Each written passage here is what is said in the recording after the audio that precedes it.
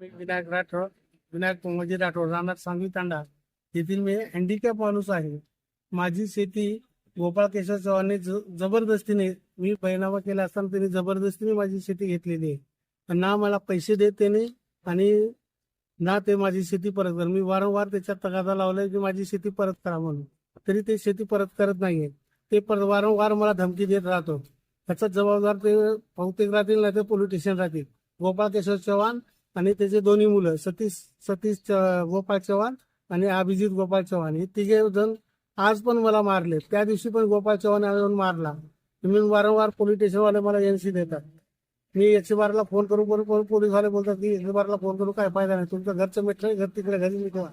आणि हे वारंवार माझ्या जीवाला उद्या काही झालं केलं तर ह्याचा जिम्मेदार कोण राहील? एक तर पोलीस स्टेशन राहील, नाहीतर ते गोपाळ केशव चव्हाण आणि त्याचे दोन्ही मुलं उद्या आज मला किडनॅप करून घेऊन जात होते ते गाडीतून. तरी मी आरडाओरडा केलो. अख्ख्या वकील इथे टोटल वकील कोर्टातले आले आणि मला हे वाचवले तिथे. त्याला धक्काबुक्की द्यायच्या नंतर त्याने गाडी घेऊन इथून पसार झाले. मी 112ला फोन केला, मला मारणार होते. तो 112ची गाडी आली. त्याच्यानंतर मी एनसी करायला गेलो. आता एनसी आहे, एनसी आता करून दिलेली आहे संध्याकाळी. आणि हे पहिल्या वेळेस आणखी एनसी आहे. असे माझ्याकडे कागद आहे ते. किती केलं तरी काही होईना झालं इथे. काय करायचं? हँडिकॅप माणसाने किती आणि माझा हात पिरगाळला त्यांनी आज.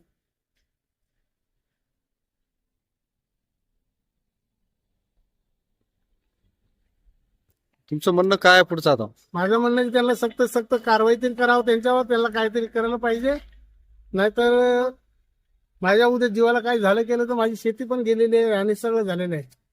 किती एकर शेती आहे? माझी 47 गुंठी जमीन आहे त्यांच्याकडे. ते लोक धमकी देतात. आता हे केल्यानंतर तू एनसी का करतोस? बार मला धमकी देत राहतात. मी हँडिकॅप माणूस आहे. पैसे त्यांच्याकडून मी 60,000 रुपयाला बैनामा केलं होतं. त्यांनी डायरेक्ट माझी कब्जा करून घेतलेला आहे जमिनीवर. आणि जमीन पण देत नाही, तुला जे करायचं ते कर म्हणतात. मी सगळं केलेलं आहे म्हणतात. 60,000ला बैनामा केल्यावर तर त्याचे तुमच्याकडे पुरावे आहेत का? पुरावे माझ्याकडे आहेत, ते घरी आहेत पुरावे. आता पुराव्यात माझ्या हे नाही आहे टोटल. आणि माझ्याकडे पैसे पण ते लिखी दिलेले नाही. ते 1,000, 2,000, 3,000 असे करतात. आणि माझा चुलत भाऊजी आहे ते गोपाळ केशव चव्हाण. आणि असे प्रत्येक तंड्यामधले प्रत्येक लोकांना फसवलेलं आहे त्यांनी. आणि अशी जर त्याची उघड काढली तर भरपूरच उघड होऊन जाईल. तिची एवढी उघड होईल की करोडोपती करून ठेवलेलं आहे त्यांनी. पैसे फ्रॉड करून टाकले.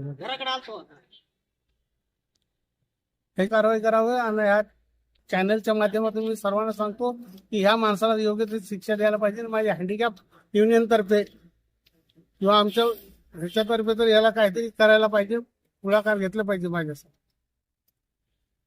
धन्यवाद. थँक्यू. धन्यवाद. चॅनलला पण धन्यवाद करतो.